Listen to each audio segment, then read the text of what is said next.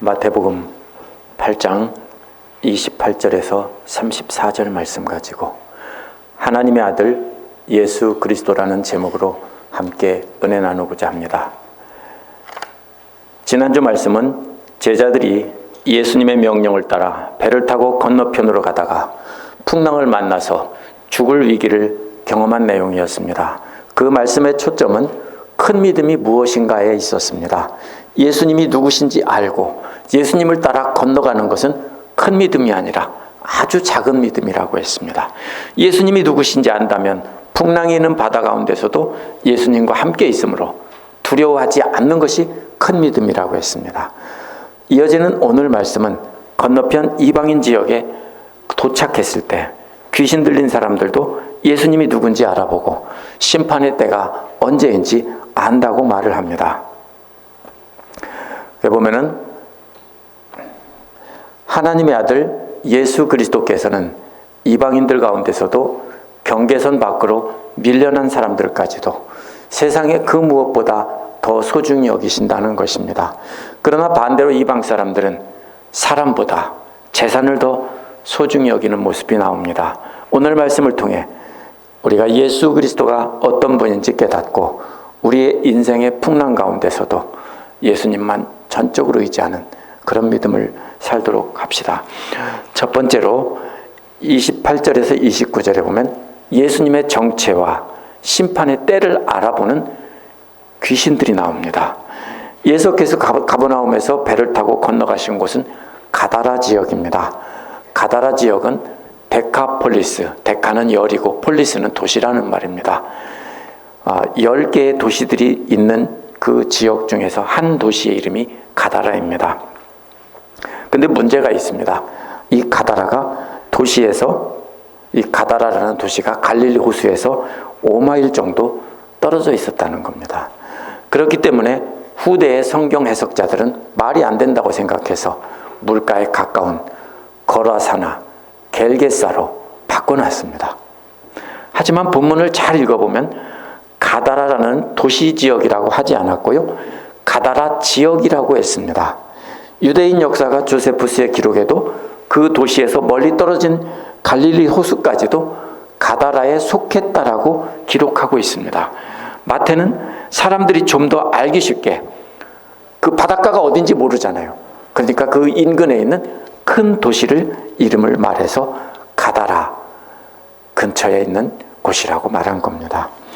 따라서 돼지떼가 5마일을 달려와 물에 빠져 죽었다는 것은 말이 안 된다고 조롱하는 성경학자들이 많이 있습니다.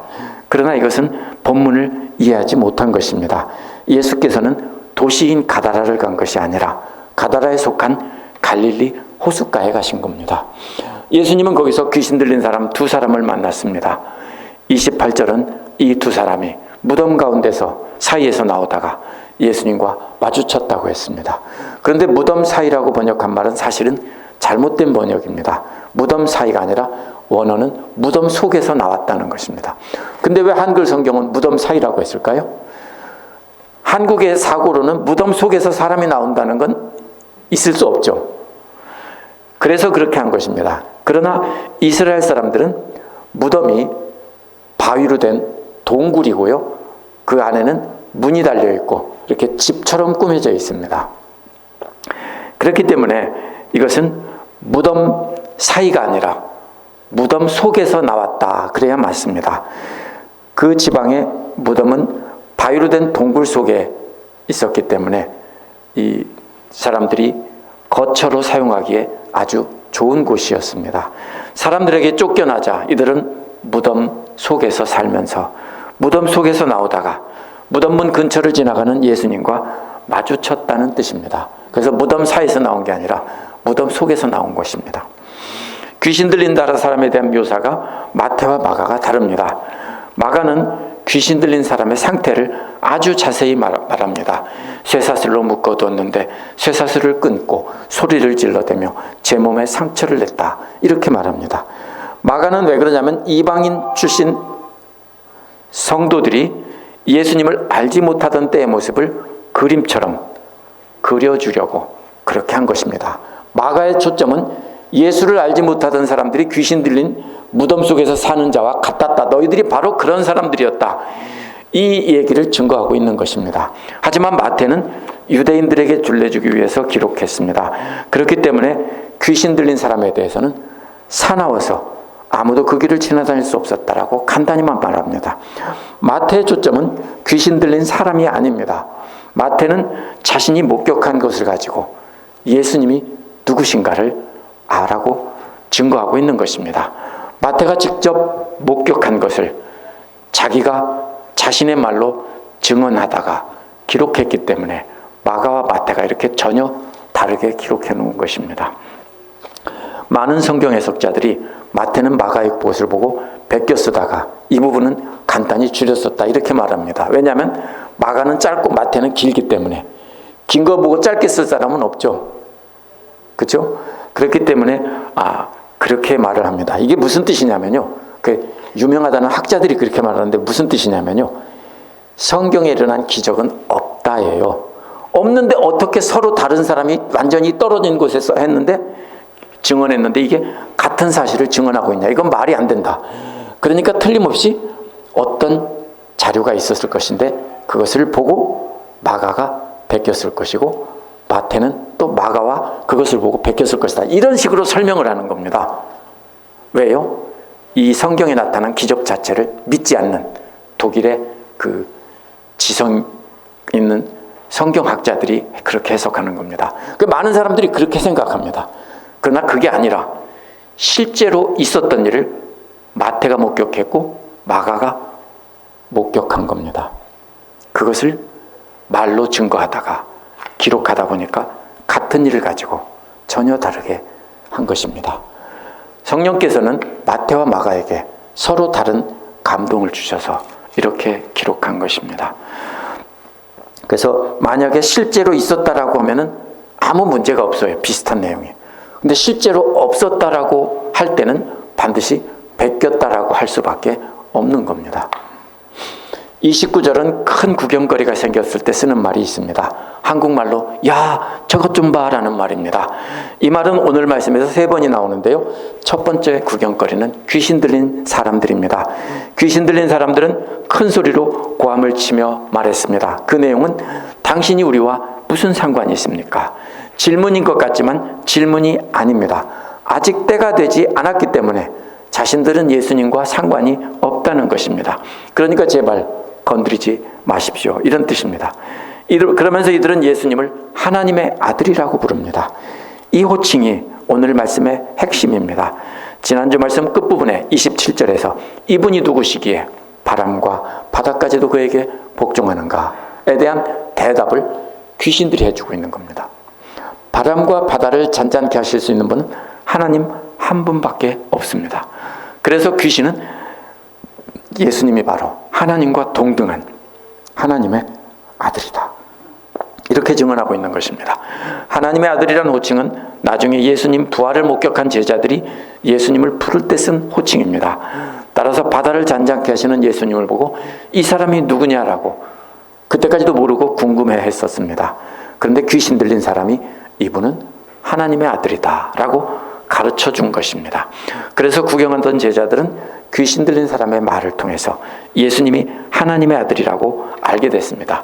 그래서 제자들은 그래서 아까 바다에서도 예수님 말씀에 바다도 순종해서 잔잔케 된 것이구나 라는 것을 깨달은 것입니다. 귀신들은 자기들이 예수님과 무슨 상관이 있느냐고 한 이유가 29절 뒤에 나오는데요. 그것은 때가 되기도 전에 우리를 괴롭히려고 오셨습니까? 라는 말입니다. 여기에라는 말은 이방인 땅을 말합니다. 사실 예수님의 사역 대부분은 유대인의 땅에서 진행이 됐습니다. 그리고 제자들이 나중에 성령 받고야 이방인 땅에 본격적으로 나가기 시작했습니다. 그렇기 때문에 귀신들도 아직 때가 안 되었는데 왜 여기까지 와서 우리를 괴롭히냐 이 뜻입니다. 때가 되기 전에라는 말은 또 마지막 심판을 말합니다. 이것은 예수님이 마지막 때에 온 세상을 심판하러 오실 심판주라는 것을 귀신들이 알고 있다는 뜻입니다. 귀신들도 분명히 그 때를 알고 있는데 이상하다. 아직 때가 안 됐는데 왜 벌써 오셨어요? 이런 뜻입니다. 마치 사형수가 교도관에게 아직 형 집행 날짜가 되려면 아직 멀었는데 왜 벌써 나를 데리러 왔느냐, 이런 식과 같은 말입니다. 이를 통해서 제자들은 또 예수님이 마지막 날에 온 세상을 심판하셔 오실 심판주라는 것도 알게 됐습니다. 하나님의 아들이시고 온 세상을 심판하실 예수님이 이 세상에 오셨지만 아직 온 세상을 심판할 때는 안 되었다라고 귀신들이 말하고 있는 겁니다. 귀신 들린 사람들은 예수님이 하나님의 아들이라는 것을 알 뿐만 아니라 예수께서 온 세상을 심판하러 오실 심판주라는 것도 알고 있고 그때가 언제쯤인지도 알고 있다는 뜻입니다. 귀신들의 말을 통해서 제자들에게 그것을 가르쳐주고 있습니다. 두 번째로 30절에서 32절은 재산보다 사람을 더 소중히 여기는 예수님의 모습이 나옵니다. 30에서 32절은 막대한 재산보다 하나님의 형상을 따라 지음받은 사람을 회복시키는 것이 를 더 중히 여기는 예수님의 모습이 나옵니다. 30절에 보면 거기에서 멀리 떨어진 곳에 노아 기르는 돼지떼가 있었다라고 했습니다. 아마도 많이 모여 살던 가다라 시내와 갈릴리 호수 중간쯤 어느 곳이 될 겁니다. 돼지떼를 시내에서 키우진 않겠죠. 그러다 보니까 끌고 나와서 키웠을 것입니다. 그런데 돼지를 양이나 소처럼 방목한다는 것이 말이 안 된다고 생각하죠. 그런데 오늘날도 티베트나 케냐에서 보면 돼지를 양처럼 방목한다고 합니다. 왜냐하면 돼지들은 잡식성이기 때문에 눈에 보이는 아무거나 다 먹습니다. 그래서 그렇게 방목한다는 것이 분명한 사실입니다. 그래서 이게 말이 안 된다고 하면 안 됩니다. 유대인들은 돼지를 기르지도 않고 먹지도 않았습니다. 오늘날도 유대인들은 돼지를 기르지도 않고 먹지도 않습니다. 하지만 이방인들은 당시에 돼지를 기르고 먹었습니다. 따라서 돼지떼라는 것은 이방인의 땅이라는 것을 나타냅니다. 유대인들은 부정하다고 생각해서 그 땅에 가는 것조차도 꺼려했습니다. 그런데 예수께서는 그 땅에 가신 것입니다. 예수님은 온 세상 모든 사람들과 모든 만물을 다스리는 하나님의 아들이기 때문입니다. 예수님은 이스라엘만의 하나님이 아니고요. 하나님은 이스라엘만의 하나님이 아니고 온 세상 모든 만물을 창조하신 창조주이고 그분의 아들이고 그분과 동등하신 분입니다. 31절에 보면 귀신들이 예수님께 간청하는 모습이 나옵니다. 그 간청은 그 사람들에게서 쫓아내려면 돼지떼에게 들어가게 해달라는 것입니다. 모든 만물을 다스리는 권한이 예수님께 있다는 뜻입니다. 예수님께서 귀신에게서 나가라고 하면 나가야 되고 돼지떼에게로 들어가라고 하면 들어가야 하는 것입니다. 모든 것이 예수님께 속해 있다는 것입니다. 이 말씀은 귀신 들린 사람을 통해 예수님이 어떤 능력을 가지고 있는 분인지 분명히 가르치고 있습니다. 오늘 본문에서 예수님은 딱 한마디 했습니다. 그것은 가라. 이 한마디뿐입니다. 예수님께서는 어떤 마술이나 주문을 사용해서 귀신을 쫓아낸 것이 아닙니다. 당시 마술사들은 귀신을 쫓아낼 때 어떻게 하냐면 부적 같은 그 글을 써가지고 그것을 읽고 어떤 귀신을 쫓는 의식을 하고 그렇게 쫓아냅니다. 근데 예수님은 그런 분이 아니기 때문에 그냥 가라. 이 한마디만 했습니다. 예수께서 명령하시자 귀신들은 돼지떼에게 들어갔습니다. 예수님의 명령에 따라 귀신들이 돼지떼에게 들어가 바다에 모두 빠져 죽었다라고만 증거했습니다. 역시 마태는 귀신이 떠난 후에 그 두 사람에 대한 얘기를 한마디도 하지 않았습니다. 마가는 그 사람이 변화된 모습을 기록한 이유가 마가는 초점이 너희들이 그런 상태였는데 예수님 때문에 변화돼서 이렇게 됐다는 것을 증거하기 위해서 했기 때문에 그걸 했습니다. 근데 마태는 귀신들의 말을 통해서 예수님이 누구냐라는 걸 가르치려고 했기 때문에 증거하려고 했기 때문에 그 사람이 변화된 얘기는 한마디도 하지 않았습니다. 마태가 증언한 초점은 예수님이 누구신지 귀신들도 알아보고 복종했다라는 것입니다. 귀신 들린 두 사람에게서 떠나 수많은 돼지떼에게 들어가 귀신들이 두 사람에게 떠나서 수많은 돼지떼에게 들어가자 놀라운 구경거리가 생겼습니다.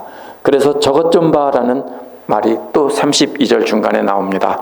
그 구경거리는 갑자기 돼지떼들이 달려가서 비탈진 언덕을 내리다라 갈릴리 바닷속으로 들어가는 것입니다.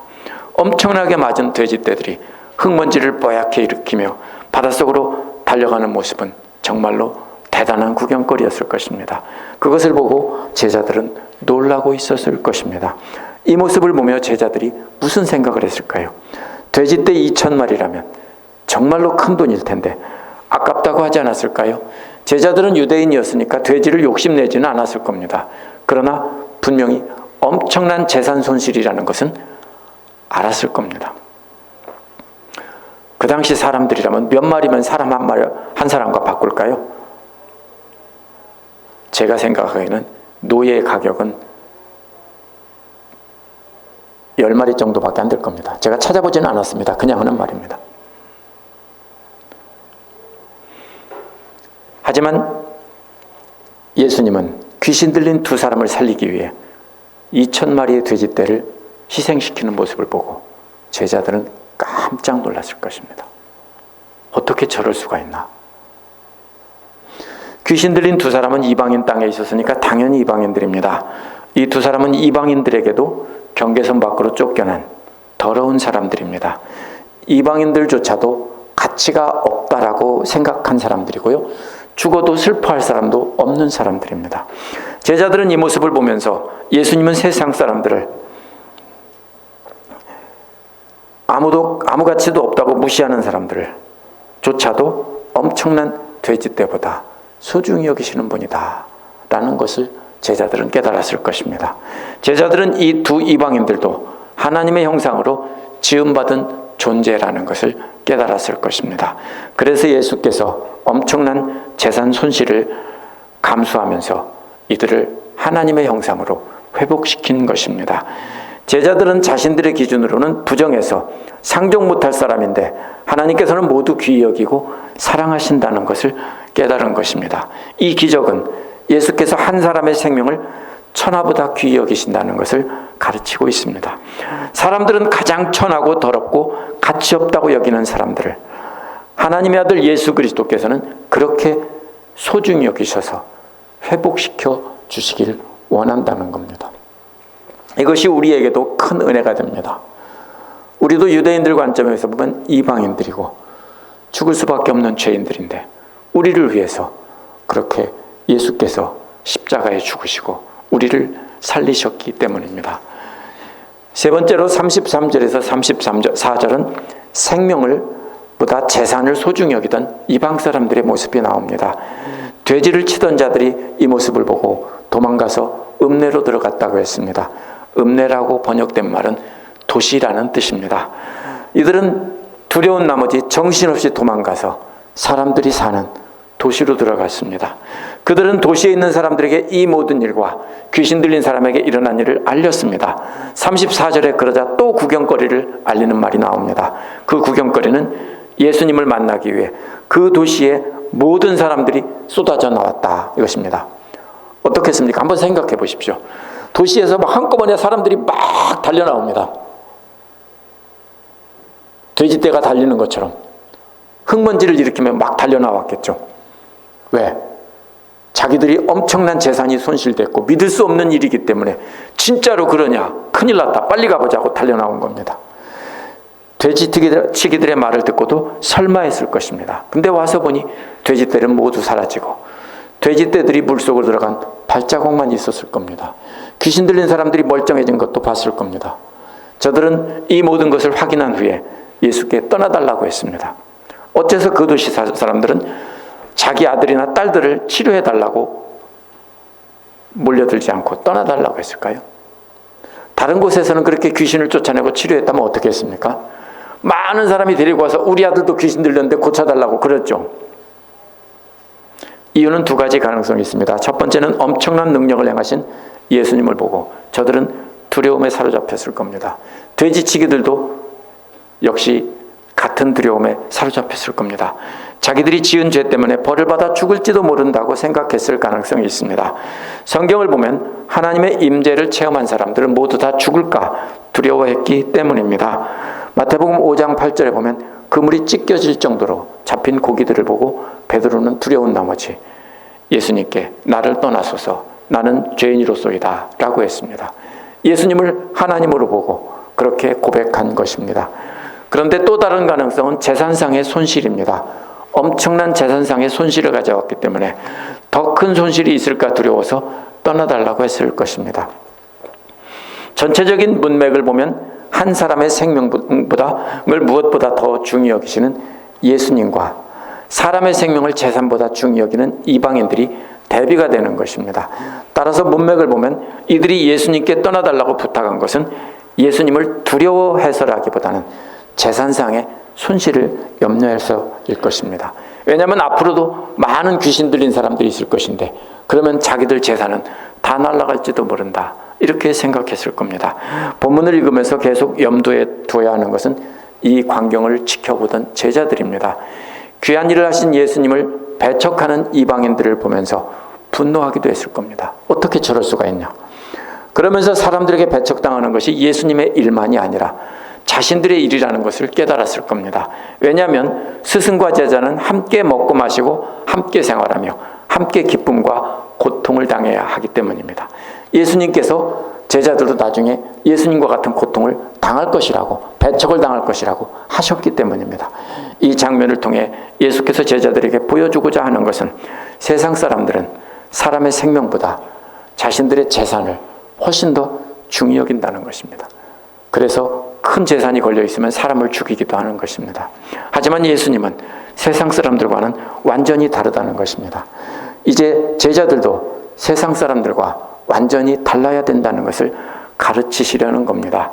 예수님의 제자인 우리도 예수님처럼 우리의 소유보다 사람을 구하는 일을 더 소중히 여겨야 합니다.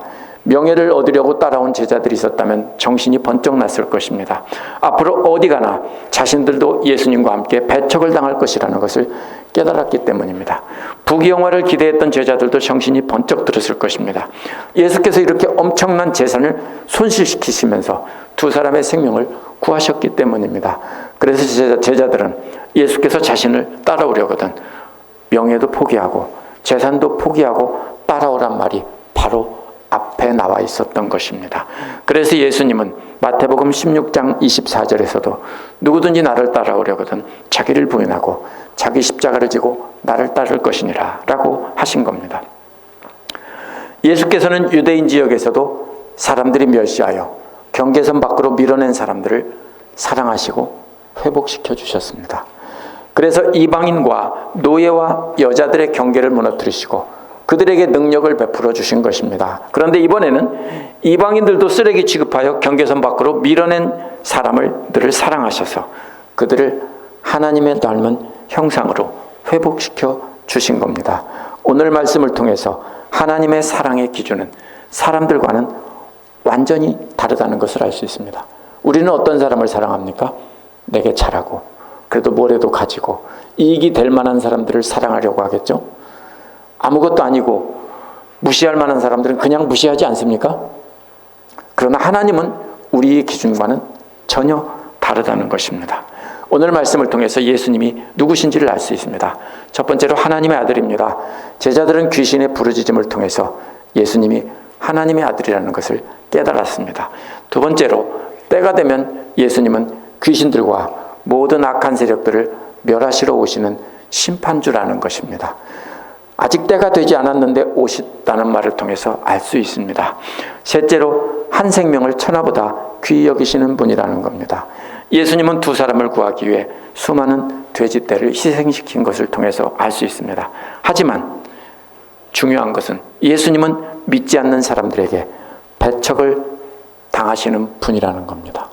제자들 역시 믿지 않는 사람들에게나 모든 사람들에게 배척을 당하게 된다는 것입니다. 귀신들은 배우지 않아도 예수님이 누군지 알았습니다. 귀신들은 배우지 않아도 마지막 때가 언제인지 알았습니다. 그렇다면 우리는 언제 그것을 알 수 있습니까? 오늘 말씀을 보면 예수님의 말씀을 통해서 알 수 있습니다. 예수께서 말씀해 주신 것을 통해 우리가 예수님이 누군지 알 수 있고 마지막 심판날을 정확히 알지는 못하지만 우리가 가까웠다는 징조를 말씀을 통해서 알 수 있습니다. 예수님은 제자들에게만 하나님의 아들이 아닙니다. 우리에게도 그분은 하나님의 아들입니다. 그분은 마지막 때에 다시 오셔서 세상을 심판하러 오실 분이라는 것을 우리는 알 수 있습니다. 참으로 감사한 것은 그러한 하나님의 아들이고 심판주이신 분이 세상에서 아무것도 아니고 무시당하는 존재인 우리 하나하나를 천하보다 귀히 여기시는 분이라는 겁니다. 그래서 자신의 생명까지도 아끼지 않고 우리 모두를 위해 내어주신 분이다 라는 것이 오늘 말씀의 가르침입니다. 그런 예수께서 제자들에게 건너편으로 가자고 한 것처럼 우리에게도 건너편으로 가자고 하십니다. 우리는 예수님 말씀 듣고 예수님이 어떤 분인지 알았다면 이제는 함께 가야 합니다. 함께 가는 길은 앞에서 본 말씀에 따르면 세상 명예와 재물에 대한 미련을 버리고 따라가는 것입니다. 세상 것을 다 버리라는 뜻이 아닙니다. 잘못하면 재물 교회에다 다 바치고 교회 함께 모여서 공동체 생활하라는 이단들이 있습니다. 그런 뜻이 아닙니다. 중요한 결정을 할 때 재물이나 세상 것에 매여서 하나님의 것을 버리지 말라는 뜻입니다. 이 모든 것을 우리가 그러한 것에 집착하지 말고 사랑하지 말아야 하는 것입니다. 하나님께서 주신 것은 우리가 이용할 수 있지만 그것은 사랑의 대상은 아닌 것입니다. 우리도 그렇게 예수님을 따라가다 보면 우리가 만약에 그렇게 세상 것을 사랑하지 않다 보면 세상 것을 사랑하는 사람들에게 배척을 받게 되는 것입니다. 후에 예수님의 제자들은 대부분 사람들에게 배척을 당해서 순교를 당했습니다. 바울도 역시 배척을 당하고 순교를 당했습니다. 스데반도 역시 사람들에게 배척을 당하고 순교했습니다. 교회 역사를 보면 하나님의 아들이시고 심판주로 오실 예수님을 믿고 그 뒤를 따랐던 수많은 사람들이 계속해서 배척을 당했던 모습을 볼 수 있습니다. 예수님은 하나님의 아들이십니다. 마지막 때 심판주로 오실 분입니다. 그분이 한 생명을 천하보다 귀히 여기시는 분입니다. 이것을 저와 성도님들 모두가 안다면 그분을 따라 사랑을 행하다가 사람들에게 배척당하는 것을 두려워하지 말아야 합니다. 광신자라고 할지도 모릅니다. 왜냐하면 사랑할 수 없는 원수 같은 사람도 사랑하고 사람들이 다 무시하는 사람을 사랑하고 그러면 그렇게까지 해야 되냐라고 하면서 욕할지 모릅니다. 너만 잘났냐 이럴지도 모릅니다. 그래도 우리는 비난을 받고 욕을 먹으면서 사랑해야 합니다. 그분이 우리를 천하보다 귀히 여기셔서 구원해 주셨고 마지막 심판날에 다시 오시면 우리 모두를 영생의 몸을 입고 부활하게 하실 것이기 때문입니다. 기도하겠습니다.